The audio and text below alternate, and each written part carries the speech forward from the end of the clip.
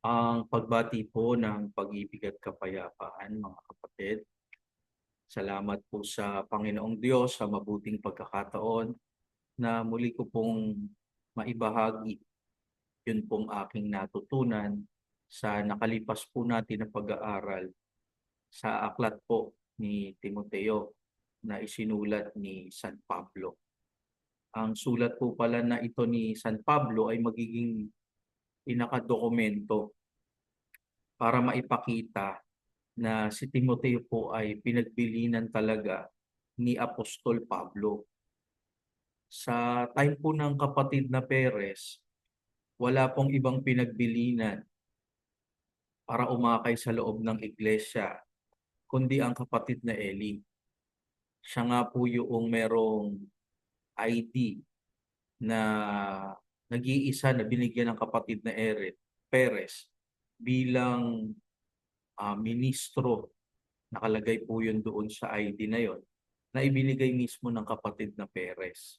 Kaya lang, sa time po na yon, nagkabahabahagi po ang iglesia.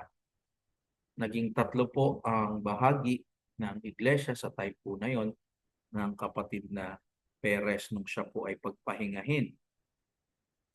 Kaya dito po sa sulat ni Pablo, mga kapatid, ito po yung pinakamagiging document. Kasi nung time na yun sa kapatid na Eli at kapatid na Perez, may mga lumaban kahit na si kapatid na Eli pa ay pinagbilinan ng kapatid na Perez at binigyan ng ID bilang ministro, hindi po nila kinilala yon. Hindi po nila yun inonor. Kaya nga ang iglesia nung time na po na yon ay nagkabahabahagi. Sa time po ni Pablo, ang pinagbilinan niya po ay si Timoteo. At documented po yan sa kanyang mga sulat. Kaya lang, ganun din po ang nangyari, mga kapatid. Meron pa rin pong lumaban. Meron pa rin pong nangahas na pasamain yung pinagbilinan ng leader. Ang isa po dyan, sila Diotrepes, sila Alejandro at Himeneo. Yan, yung mga gustong mag-take over ng time na yan sa iglesia, mga kapatid. Kaya lang, hindi sila umubra.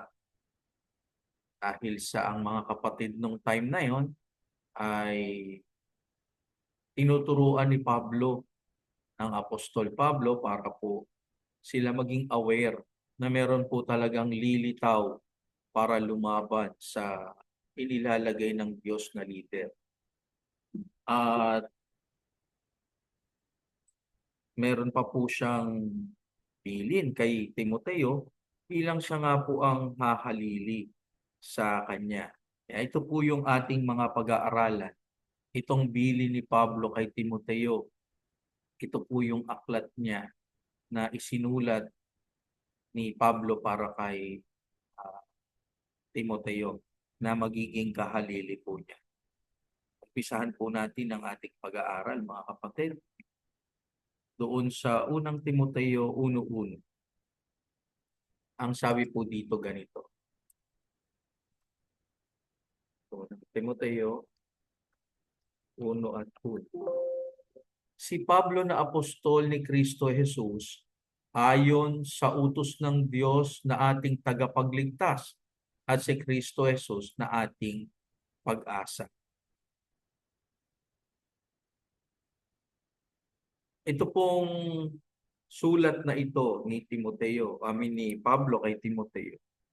Ito po ay ayon sa utos ng Diyos na ating tagapagligtas at ni Kristo Jesus na ating pag-asa. So, ang guide natin, guided po si Pablo ng apostol, ng Panginoong Hesukristo at ng Diyos Ama, mga kapatid.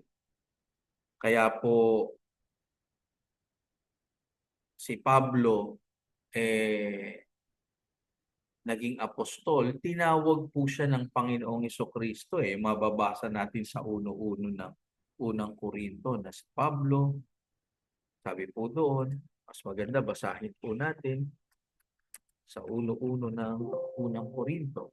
Si Pablo na tinawag na maging apostol ni Jesucristo sa pamamagitan ng kalooban ng Diyos at si Sostenes na ating kapatid. So parehong tama po yan eh.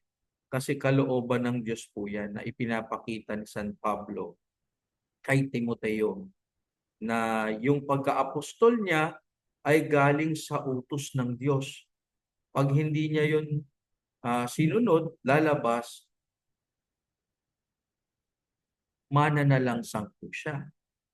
Kaya itinuturo niya ito kay Timoteo na kailangang gumanap ng obligasyon kasi nga ito po ay utos ng Diyos, mga kapatid. Kaya sa pagpapatuloy ng Timoteo, ang sabi po ni Pablo na apostol na bilin po niya kay Timoteo na kanyang maiiwan, kay Timoteo na aking tunay na anak sa pananampalataya, biyaya, kahabagan at kapayapaan nawang mula sa Diyos Ama o sa Diyos na Ama at kay Kristo Jesus na Panginoon natin. Kaya si Timoteo, pinapakita niya, anak niya yan sa pananampalataya. Parang si Kuya, anak ni Brad Eli yun sa pananampalataya.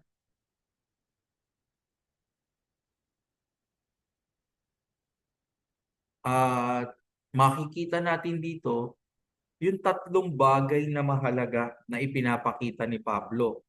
Ano-ano yon? Ang sabi po, yung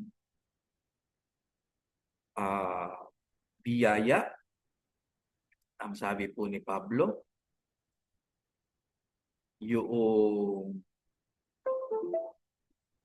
kapayapaan, tama, kapayapaan at ang kahabagan. Tatlong bagay po ito, ulitin ko po. Biyaya ng Diyos, kahabagan ng Diyos, at kapayapaan ng Diyos. Dapat meron ang manggagawa nito, mga kapatid. Pag wala kang kapayapaan, paano mo maituturo ang pagbati ng kapayapaan? Hindi lang kasi ito binibigkas lang. Dapat makita po sa atin na tayo may kapayapaan. Dapat may biyaya din tayo. May biyaya din tayo ng Diyos. At dapat may awa din tayo ng Diyos. Kaya dapat makita ito sa atin kung tayo po ay nagnanasa na maging manggagawa sa loob ng iglesia. Sa 3, ang sabi po ni Pablo kay Timoteo, kung paanong ipinamanhig ko sa iyo na ikaw ay matira sa Epeso nang pumaroon ako sa Macedonia upang maipagbilin mo sa ilang tao na huwag magsipagturo ng ibang aral. Ito na, pinagbibili na ni Pablo. Binibigyan na ni Pablo ng authority si Timoteo dito. Tapos, binibili na niya na ito dapat maituro sa Epeso, sa Macedonia, na huwag magsipagturo ng ibang aral. Yan yung bilin ni Pablo para dito sa mga taga-Macedonia at taga-Epeso, na huwag magturo ng ibang aral. Ibinibigay niya yung authority na yon kay Timoteo na sabihin ito doon sa mga taga-Macedonia at taga-Epeso. Tapos, ipinapakita rin dito ni Pablo na pinagtitiwalaan niya si Timoteo na magtuturo. Kanino? Doon sa mga taga-Epeso at taga-Macedonia. Para ang ituro niya, hindi ibang aral. Anong turo? Di yung isinusulat po ni Pablo. Ito nga po yung mga bilin. Kaya sa 4, ang sabi po ni Apostol Pablo, ni huwag makinig sa mga katha at sa mga kasaysayan ng mga lahi na walang katapusan na pinanggagalingan ng pagtatalo at hindi ng pagkakatiwalang mula sa Diyos na nasa pananampalataya ay gayon din ang ipinamamanhig ko ngayon. Kaya pinatitigil ni Pablo si Timoteo sa pakikipagtalo sa gitna ng mga kapatid. yung taltalan ng usapan ng mga lahi. Kagaya nung usapan ng lahi na pinanggalingan ni Melchizedek. Pagmumulan niya ng away Pwedeng pagtalunan kasi. Kaya pinagbibilinan ni Pablo na wag makipagtalo si Timoteo pag sa mga bagay na mga ganyan na taltalan, na tungkol sa lahi ang pag-uusapan, hindi na yan ah, ah, dapat magawa ni Timoteo. Ano pa yung bilin ni Pablo sa 5? Ngunit ang kinauuwian ng bilin ay ang pag-ibig na nagbubuhat sa malinis na puso at sa mabuting budhi at sa pananampalatayang hindi paimbabaw. Yan ang bilin po ni Pablo. Ito yung pinakalundo parang dito na uuwi lahat Ang sabi ni Pablo, ngunit ang kinauuwian ng bilin, ito yung pinakalundo. Ano yun?